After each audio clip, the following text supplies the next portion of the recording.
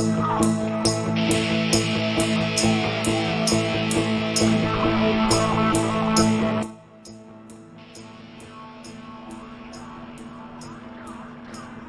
this is Martin Drummond with Progressive News, Sunday, August 18th, 2019. On a police station. The Taliban's been continuing to carry out bombings while conducting peace talks with the U.S. Washington wants to bring its troops home after fighting for 18 years in Afghanistan, but that's left many people worried that a U.S. withdrawal will only put more civilians like these in danger. Regan Levine, TRT World. So, they're just going to have to figure that out.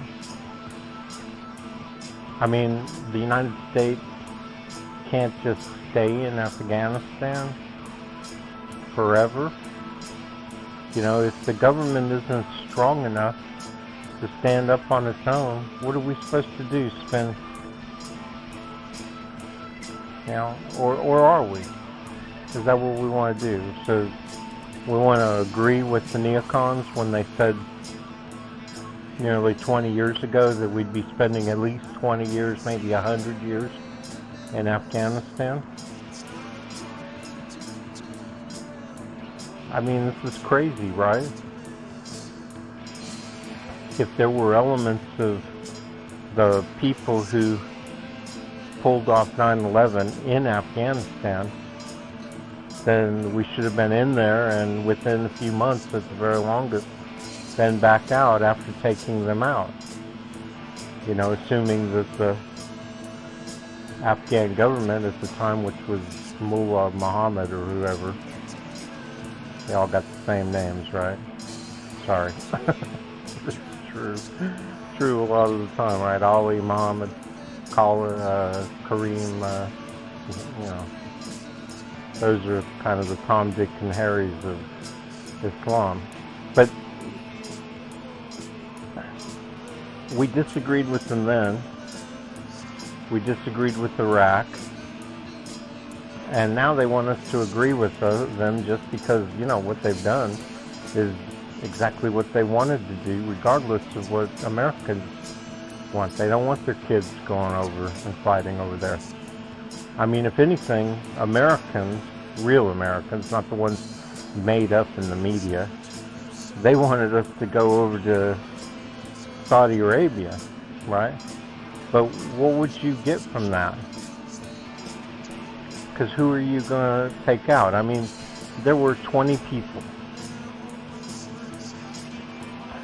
or 19, who did 9/11.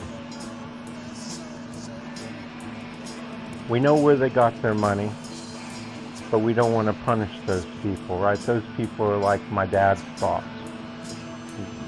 Muhammad Ali Rizza. He was chairman of one of the banks that supplied a lot of the money. Those people are Bandar Bush's wife, who facilitated with George Bush's cousin or brother or whatever at that GIA bank 100,000 to Muhammad Atta, right? Most of them are dead. Out of the people who were involved, 19 of them died that day, right? Some people think the 20th, but I think that's bullshit. That guy was too nuts to be part of a sophisticated operation like 9/11. Let's face it, man. A few people got together, 19 people got together and planned and did September 11th, and they received money through whatever means that we're not willing to go after. We're willing to blame anybody else who the Bushes didn't like at the time, like Saddam Hussein and,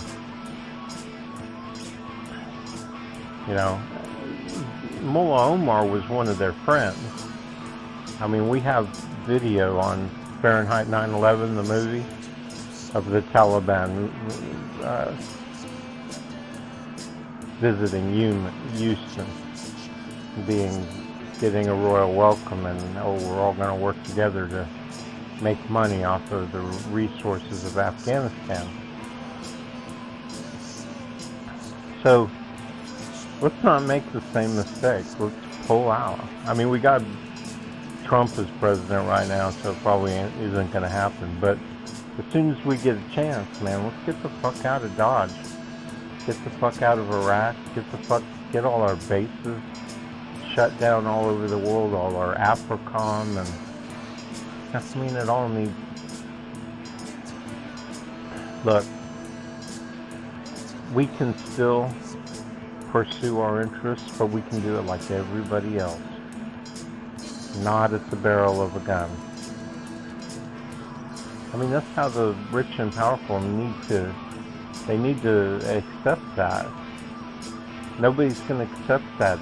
I mean, people aren't going to accept being held hostage at the barrel of a gun. And neither are all these other countries around the world. I mean, if Americans won't put up with it, what do you think that Colombians are going to? Afghanis are going to? No, of course not. And like it or not, we don't even have that big of a military.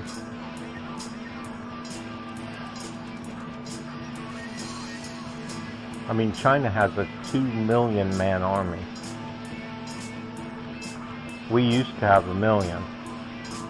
Now I think it's around 700,000 or something, and it's going to get smaller because of people like me who say that joining the military is a bad move. And as long as the military is a force of evil in the world and potentially in the United States,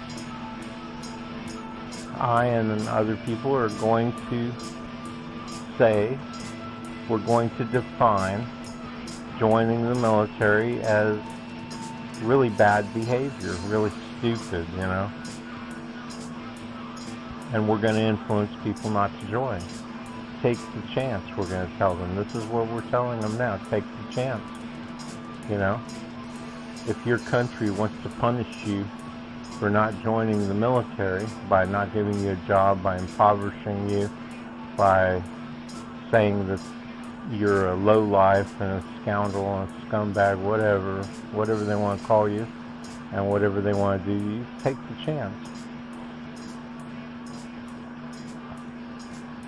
I mean, you only live once, people, at least in this life that you have. Don't ruin it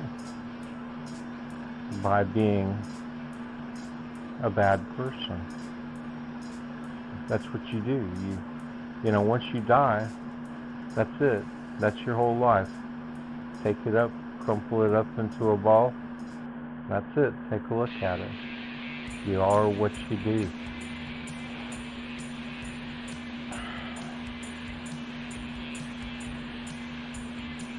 So, you know, for now, don't join the military. Don't facilitate in any way or being in Afghanistan. I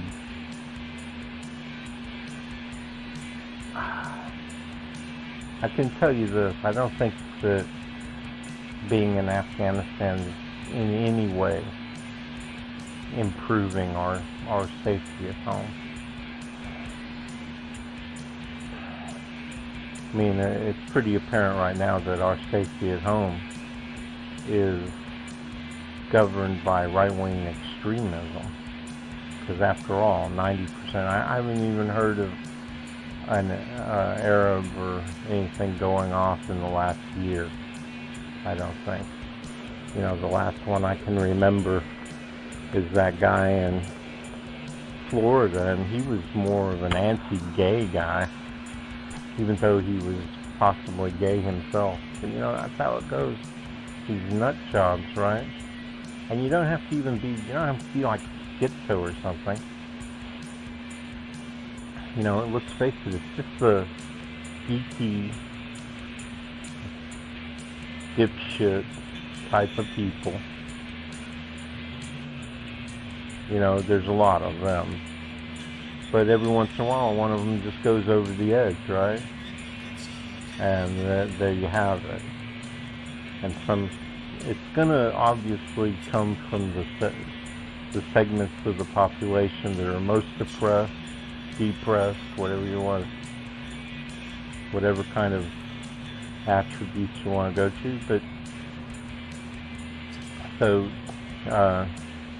you get an American from Afghanistan or Syria or somebody, and they go off, you know, and of course ISIS is going to claim that he was one of theirs, even though he wasn't.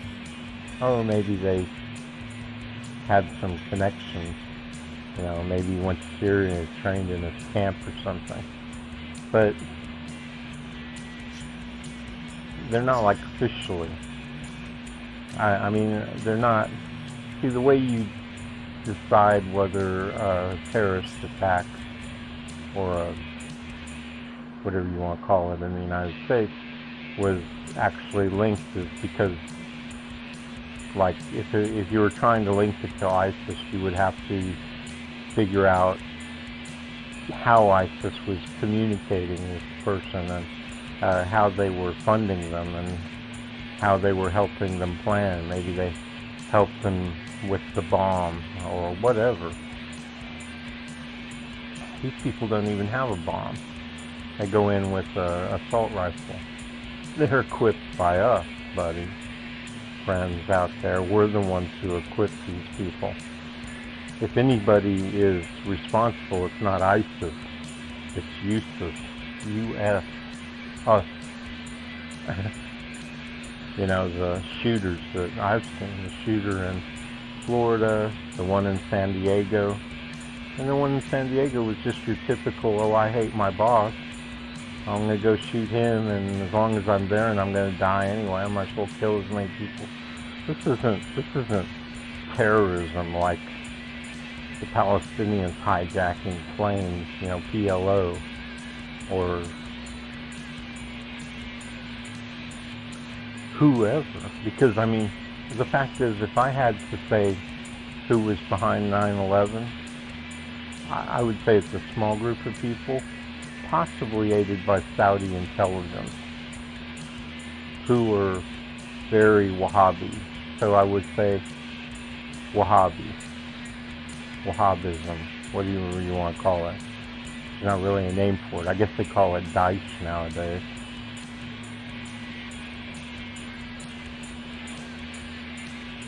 Salafism, all that kind of stuff. They don't even have an organization. And they weren't part of Al-Qaeda. There may have been Salafists and Wahhabis in Al-Qaeda, but they aren't part of Al-Qaeda. Matter of fact, most of them are mortal enemies of Osama bin Laden and his deal. You know, if we leave the Afghans alone, they'll leave us alone. We don't have anything to worry about from them. We need to bring our boys home. This is ridiculous. I know a lot of them are going to be like trouble when they come back. That's the nature of our military these days. And that's the nature of our culture and our communities that we dump them off in, without jobs, homeless, trained to kill. Trained killers, bring them back from Afghanistan, dump them in a suburb of Detroit, you know. What do you expect? That's something we're just going to have to live with.